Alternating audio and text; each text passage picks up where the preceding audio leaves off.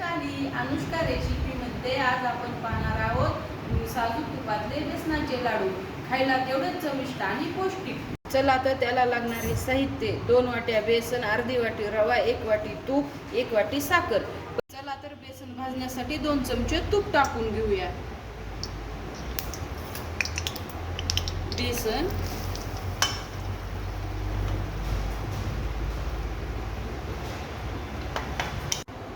बेसन हलके ब्राऊन होईपर्यंत भाजून घेऊया.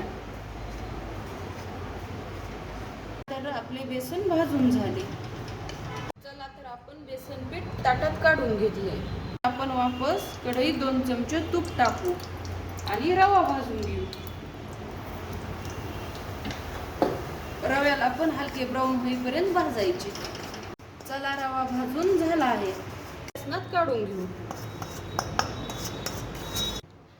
हलके कोमट होईपर्यंत थंड होऊ देऊ. तर आपलं मिश्रण थंड झालं, त्यात साखर टाकू. आता तूप टाकूया आणि मिश्रण एक असे मिक्स करू. सर्व मिश्रणाला तूप लावून घेऊया. अशा प्रकारे आपण मिश्रणाला तूप लावून घेऊ. चला तर आपण आता हे मिश्रण एकजीव झालं आहे, ह्याचे लाडू करून घेऊया. हे पहा, लाडू अशा प्रकारे आपण सर्व लाडू करून घेऊया.